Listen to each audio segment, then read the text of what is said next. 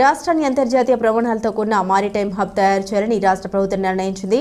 975 కిలోమీటర్ల పొడవైన తీర ప్రాంతాన్ని ఆధారం చేసుకుని పోర్టులు, పోర్టు ఆధారిత పరిశ్రమలు ఏర్పాటు చేయాలని కేంద్రం దృష్టికి తీసుకెళ్లి రాష్ట్రంలో మెగా షిప్ యార్డ్ ఏర్పాటుకు చర్యలు చేపట్టాలని నిర్ణయించింది.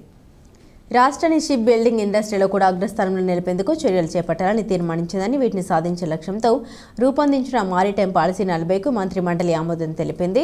ముఖ్యమంత్రి చంద్రబాబు అధ్యక్షతన మంగళవారం జరిగిన మంత్రివర్గ సమావేశంలో తీసుకున్న నిర్ణయాన్ని సమాచార శాఖ మంత్రి కొలుసు పార్థసారథి విలేకరులకు వెల్లడించారు.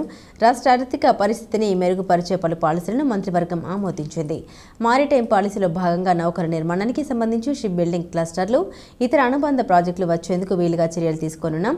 పోర్టుల్లో సరుకు నిల్వ, నౌకల నిర్వహణ సామర్థ్యాలు పెంచుకోవడంతో పాటు రోడ్డు, రైలు కారిడార్లను అనుసంధానిస్తాం. P4 మోడల్లో షిప్పింగ్ హార్బర్లు, పోర్టులను అభివృద్ధి చేయనున్నామన్నారు. పౌర సేవల్ని సులభతరం చేయడం, పాలనలో వేగం పెంచడం లక్ష్యంగా తయారు చేసిన రియల్ టైమ్ గవర్నెన్స్ 4.0 అమలు ప్రతిపాదనను కేబినెట్ ఆమోదించింది. వాట్సాప్ ద్వారా అనేక సేవలను అందించేందుకు ప్రభుత్వం చర్యలు తీసుకుంటుందని తెలిపారు.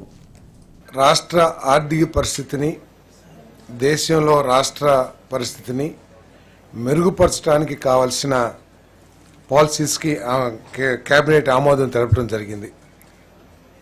దాంట్లో ముఖ్యంగా information technology and global competitive centres policy 4.0 2429 ఏదైతే ప్రతిపాదన చేశారో ఆ బిల్లుకి ఆ పాలసీకి ఆమోదం తెలపడం జరిగిందని చెప్పేసి మనం చేస్తాను. నేను దీనికి అనుబంధంగా పల్లెటూరులో కూడా, లేదా చిన్న చిన్న సెంటర్ మండల్ హెడ్ క్వార్టర్స్లో కూడా ఈ కోవర్కింగ్ స్పేస్ ఏర్పాటు చేసి అక్కడ ఆ విలేజెస్లో కూడా వాళ్ళందరూ కూడా పనిచేసే ఎన్విరాన్మెంట్ని కల్పించాలనేది ఈ పాలసీ యొక్క లక్ష్యం అని చెప్పేసి మనం చేస్తామని నేను.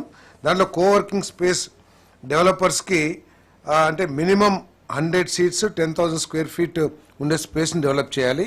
అటువంటి వాళ్ళకి 50% క్యాపెక్స్ కాస్ట్లో సబ్సిడీ ఇవ్వడం జరుగుతుందని చెప్పేసి మనం చేస్తాను. అదేవిధంగా మ్యాక్సిమం 2,000 రూపాయలు పర్ స్క్వేర్ ఫీట్, అంటే సపోజ్ ఒక 1000 స్క్వేర్ ఫీట్ డెవలప్ మినిమం 10,000 చేయాలి. 10,000 స్క్వేర్ ఫీట్ చేస్తే మ్యాక్సిమం 2,000 రూపాయలు పర్ స్క్వేర్ ఫీట్ సబ్సిడీ ఇచ్చే కార్యక్రమం చేస్తున్నామని చెప్పేసి మనం చేస్తాను.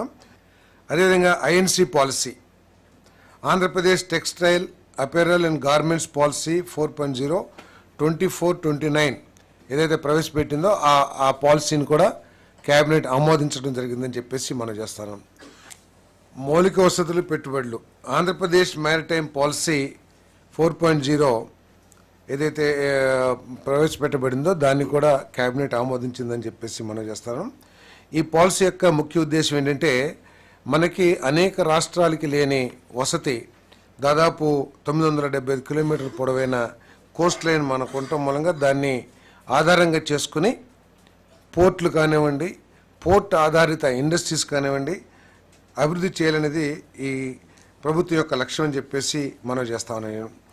మరి ఈ ఇంత లాంగ్ కోస్ట్ లైన్ ఉన్న ఈ రాష్ట్రాన్ని మరి అంతర్జాతీయ ఇంటర్నేషనల్ స్టాండర్డ్స్తో ఈ మ్యారిటైమ్ హబ్గా 24వ తేదీ 7వ నెలలో సీఈలతో కమిటీ వేస్తే ఆ కమిటీ డిస్కస్ చేసి 30/10/24 అక్టోబర్ 30వ తేదీ సబ్మిట్ చేయడం జరిగింది. దాన్ని 27/11 యాక్చువల్గా అది క్యాబినెట్ అప్రూవ్ చేసింది. చేసిన తర్వాత దాని ప్రకారం వాళ్ళందరితో యాక్చువల్గా అధికారులు డిస్కస్ చేసి వాళ్ళ యొక్క అగ్రిమెంట్లన్నీ యాక్చువల్గా క్లోజ్ చేయడం జరిగింది. ఎవరైతే అమరావతి రాజధానిలో రోడ్లు కావచ్చు, రోడ్లలో ట్రంక్ రోడ్స్, మెయిన్ రోడ్స్, అదేవిధంగా లేఅవుట్ రోడ్స్, అదేవిధంగా 3600 బిల్డింగ్స్, ఇవన్నీ కూడా యాక్చువల్గా క్లోజ్ చేయడం జరిగింది. అయితే ఇప్పుడు మళ్ళీ వాటికి టెండర్ పిలవటానికి అధికారులు 18 వర్షని 11,471 కోట్లతో 11,470 కోట్లతో యాక్చువల్గా ఎస్టిమేషన్ వేశారు. నేను అథారిటీకి పెట్టారు, అథారిటీ అప్రూవ్ చేసింది. ఇవాళ క్యాబినెట్కి పెడితే క్యాబినెట్ అప్రూవ్ చేయడం జరిగింది. అయితే ఇందులో యాక్చువల్గా అప్పుడు రేట్లకి ఇప్పుడు రేట్లకి తీసుకుంటే రేట్ల పరంగా ఈరోజు అంటే డ్యామేజ్ జరిగింది. వాళ్ళు చేసిన రోడ్లు అట్నే వదిలేశారు. ఇదంతా ఒక అడవిలాగా తయారైపోయింది. కొందరు రోడ్లు తవ్వుకొని మెటల్ కూడా తీసుకుపోయారు. కొందరు అపార్ట్మెంట్ కట్టి దాంట్లో కొన్ని డోర్స్ అవి కూడా తీసుకుపోయారు, ఇవన్నీ ఏసీలు తీసుకుపోయారు. ఇవన్నీ ఎస్టిమేషన్ వేస్తే 268.78 కోట్లు డ్యామేజ్ జరిగింది. 286 కోట్ల 78 లక్షలు, 286 కోట్ల 78 లక్షలు. ఇందులో ఎక్కువగా ఈ ట్రంక్ రోడ్స్ అండ్ యుటిలిటీస్ ఏదైతే రోడ్లు వేసారో మేజర్ రోడ్స్ వాటిల్లోనే 151 కోట్లు డ్యామేజ్ జరిగింది. తర్వాత జిఎస్టీ అప్పుడు యాక్చువల్గా టెండర్లు పిలిచినప్పుడు వ్యాట్ ఉండింది, అది తర్వాత జిఎస్టీగా రావటం జరిగింది. ఆ డిఫరెన్స్ 452.35 అంటే 452 కోట్ల 35 లక్షలు జిఎస్టీ పెరిగింది. ఇప్పుడు టెండర్లు పిలవటం వల్ల 452 కోట్ల 35 లక్షలు అంటే 6.12%. అదేవిధంగా అడిషనల్ ఐటమ్స్ పెట్టారు, అంటే బిల్డింగ్లో వాటిలో అటకలన్నీ అవన్నీ యాక్చువల్గా ప్రపోజ్ చేశారు. అది 481.38 కోట్లు, 481 కోటి 35 లక్షలు. అది 6.51%, 6.51. ఇప్పుడు ఏదైతే రేట్లు యాక్చువల్గా అప్పటికిప్పటికి రేట్లలో తేడా ఉంది. అదేవిధంగా 3,600 అపార్ట్మెంట్లు హౌసెస్, 3,600 మొత్తం యాక్చువల్గా, అంటే 3,600 మంది అధికారులు ఉండటానికి యాక్చువల్గా కట్టడం జరిగింది. అందులో మేజర్ వర్క్ అయిపోయింది, ఇంకా మైనర్ వర్క్ ఉంది. అదేవిధంగా 5 టవర్స్, అడ్మినిస్ట్రేటివ్ టవర్స్ 5 టవర్స్,